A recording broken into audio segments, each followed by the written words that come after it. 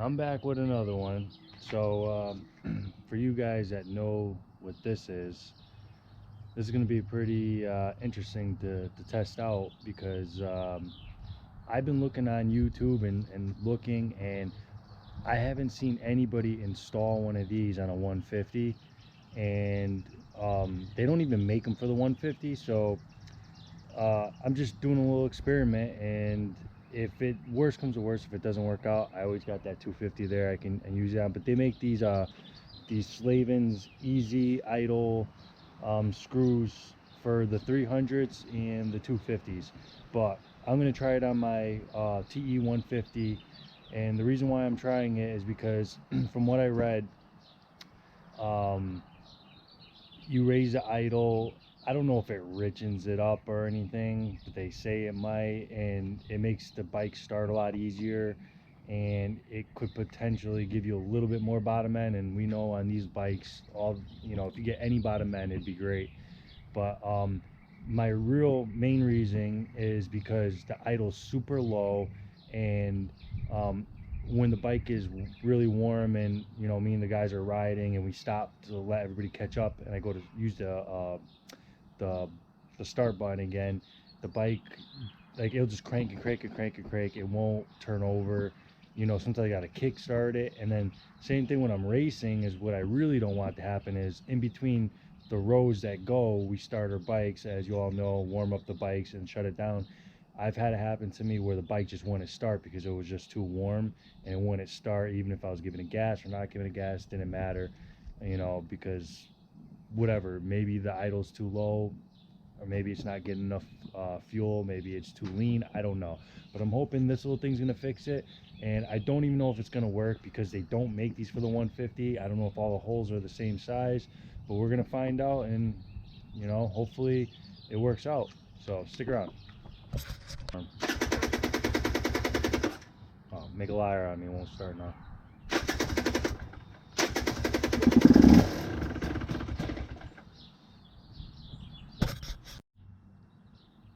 Alright guys, so I just want to start the bike and let you guys hear how it sounds. I did start it up briefly so the sensors get acclimated to the conditions outside. It's not fully operating temperature, but the idle isn't much different than what it is now. So this is just so you guys can hear how it's idling.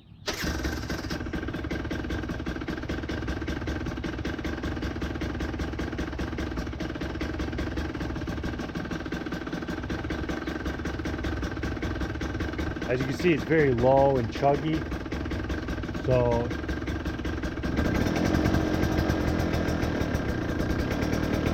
it's supposed to be more like that, I think.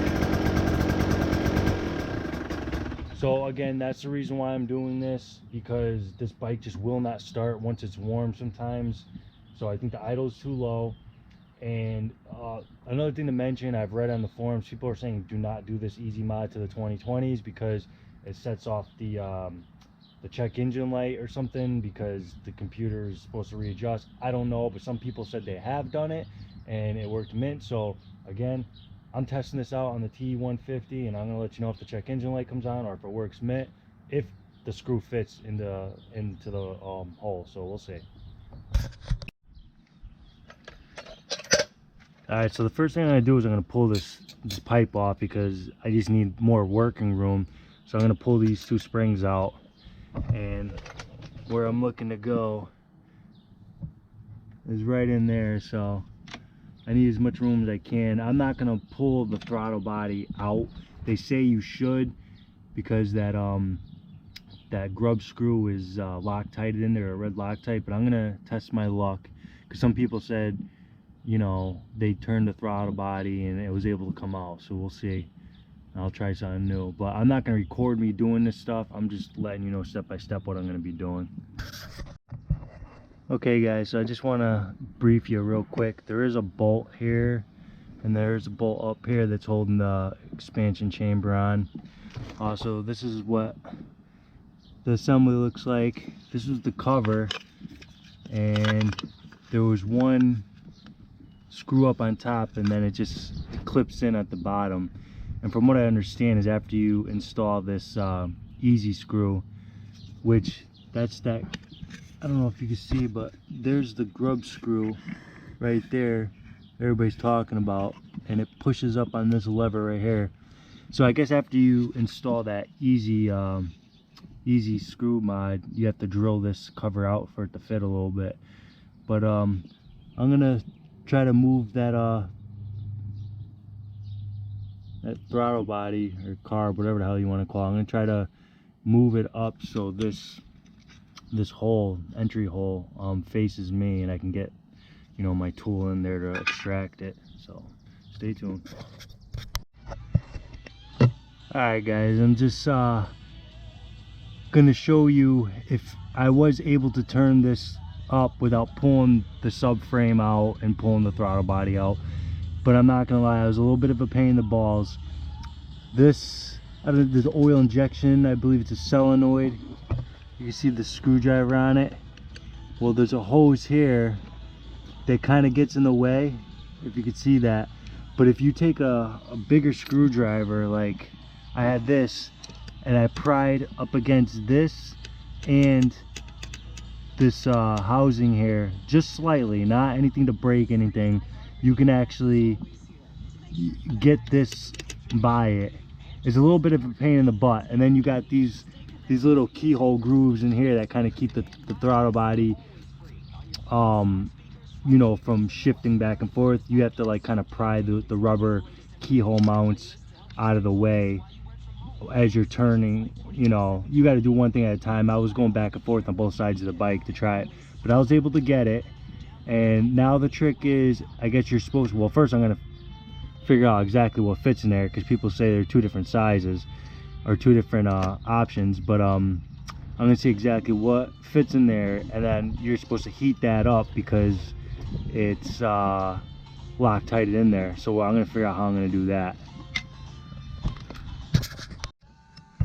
All right guys, so here's what I'm coming up with.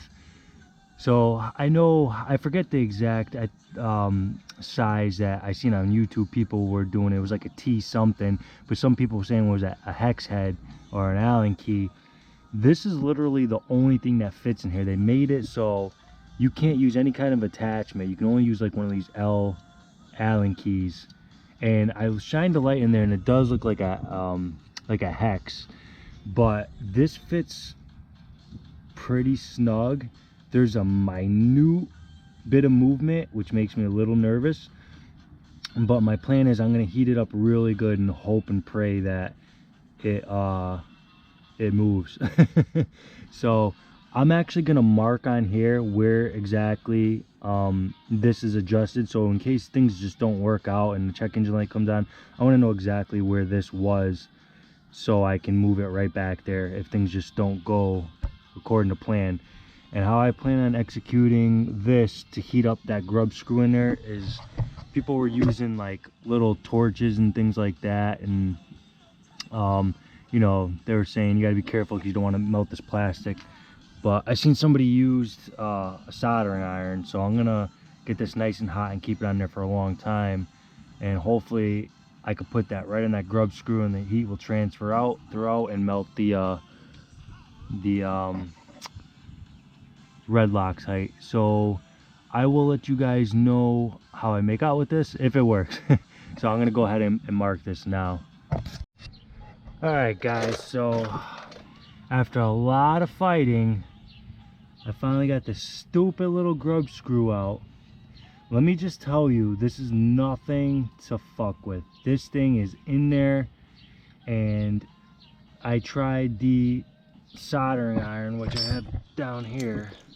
It's just a cheap one, but that wouldn't get hot enough. So what I did was, I had the Allen, let's see if I can find the Allen. I had the Allen in here, and it was inside, and I was holding the Allen and waiting to see if, as I had the soldering iron on the grub screw itself, and I wanted to see if the Allen key got hot. So if I knew if that got hot, I'd be able to turn, you know, try it. But that wasn't the case. It wouldn't get hot enough. I also tried one of these. This, I don't think this, maybe if I sat there long enough, it might have, but I didn't have the patience. It wasn't getting hot enough. So then I went to the propane torch here. Now I kept the flame on minute, like right where it's about to cut out. Because as you can see here, I did melt ever so slightly the curvature of this. It's not going to affect anything. I'll sand the little edge down. And I did the little rubber boot. It started smoking a little bit, but I didn't do any damage. The only damage I did was very minutely right here in the end of the this little pulley wheel. But like I said, I'm going to smooth that out to make sure the wires don't get snagged up. But again, guys, this grub screw was nothing to mess with. I didn't even think there was just, the thread lock was right at the top. But so the Allen key that I used, and it's probably not even the right one, to be honest, guys. It says 2, like,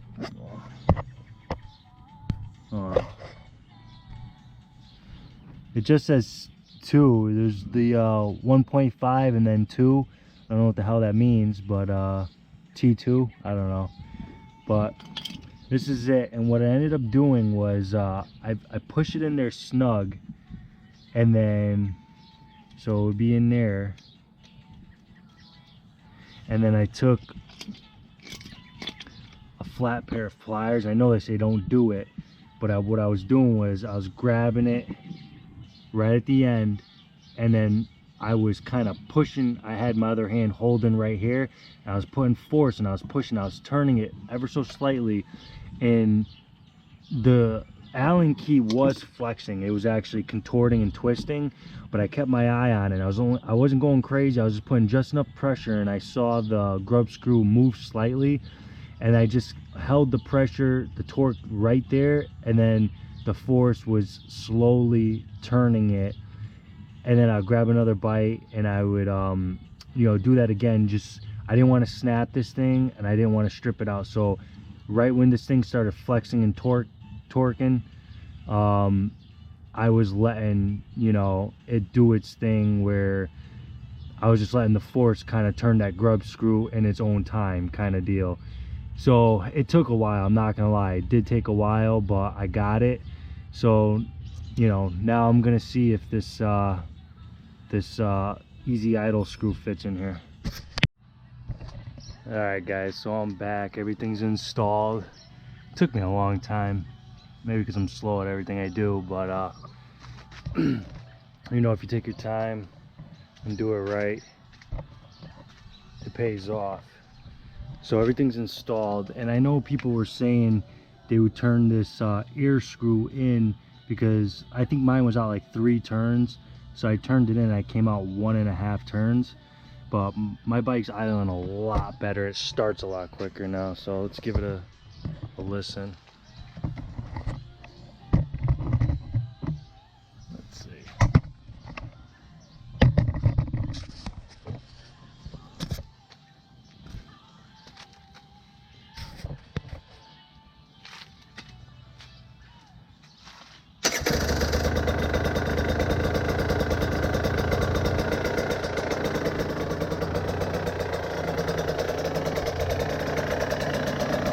That thing started so fast.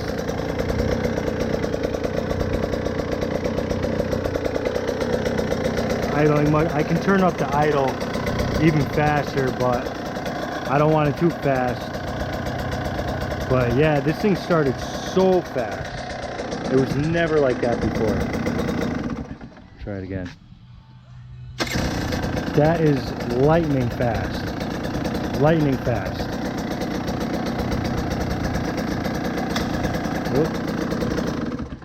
One more time.